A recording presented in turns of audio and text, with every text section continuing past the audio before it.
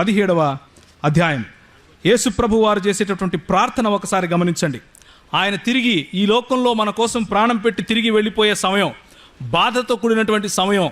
ఆ సమయంలో నా శాంతిని మీకు ఇస్తాను అని చెప్పే సమయంలో ఆయన చెప్పే మాట చూడండి. 3 నుంచి చదవాలి. అద్వితీయ సత్యదేవుడవైన నిన్నును నీవు పంపిన యేసుక్రీస్తును ఎరుగుటయే నిత్య జీవము. చేయుటకు నీవు నాకిచ్చిన పని నేను సంపూర్ణంగా నెరవేర్చి భూమి మీద నిన్ను మహిమపరిచితిని. నా మిషన్ ఏంటి, నా పర్పస్ ఏంటో తెలుసా? నేను ఇక్కడికి ఎందుకు వచ్చాను అంటే నీ సింహాసనం విడిచిపెట్టి తండ్రి నీ రొమ్మును విడిచిపెట్టి ఎందుకు వచ్చాను అంటే నిన్ను మహిమపరచడానికి వచ్చాను. ఇప్పుడు నువ్వేం చేయమంటున్నాడు?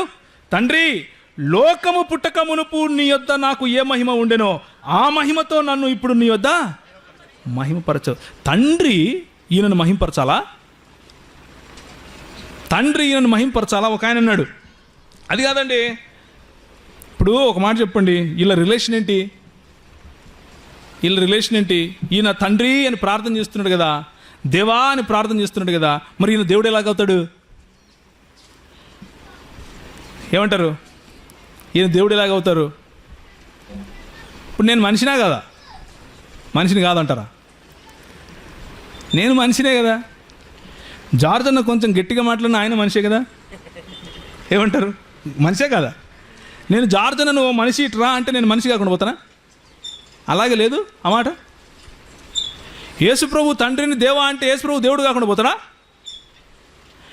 ఒక మనిషి ఇంకొక మనిషిని మనిషి అని పిలిచినంత మాత్రాన పిలిచేవాడు మనిషి కాకుండా పోడు.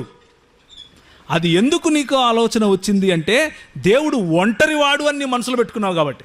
కానీ బైబిల్ అలా చెప్పదే. దేవుడు ఒంటరివాడు అని నువ్వు మనసులో పెట్టుకున్నావు కాబట్టి ఒకరు దేవుడు అని పిలిస్తే ఇంకొకరు దేవుడు కాకుండా పోతాడని నువ్వు అనుకుంటున్నావు. అది నీ ప్రీ కన్సెప్షన్. బైబిల్ అలా చెప్పదు. బైబిల్ ఏం చెప్తుంది అంటే దేవుడు ఒకడు కానీ ఒంటరివాడు కాదు. దేవుడు ఒకడు కానీ ఒంటరివాడు కాదు.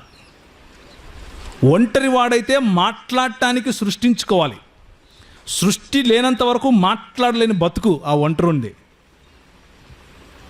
అర్థమవుతుందా? ఒంటరివాడైతే ప్రేమించాలంటే సృష్టించాలి. సృష్టి లేకపోతే ప్రేమించడం కూడా చేతగానివాడు అవుతాడు. మన దేవుడు చేతగానివాడు కాదు. మన దేవునికి సృష్టి అన్నది ఆయన ఏమై ఉన్నాడో దానికి ప్రతిఫలముగా ఆయన చేసింది అంతే. ఆయన ఇష్టానుసారంగా చేసుకున్నాడు. For his pleasure. ఆయన సంతోషం కోసం చేసుకున్నాడు, అవుట్ ఆఫ్ కంపల్షన్ కాదు. చేయకపోతే ఆయన అస్తిత్వం పోతుందేమో అన్నందుకు ఆయన సృష్టించలేదు.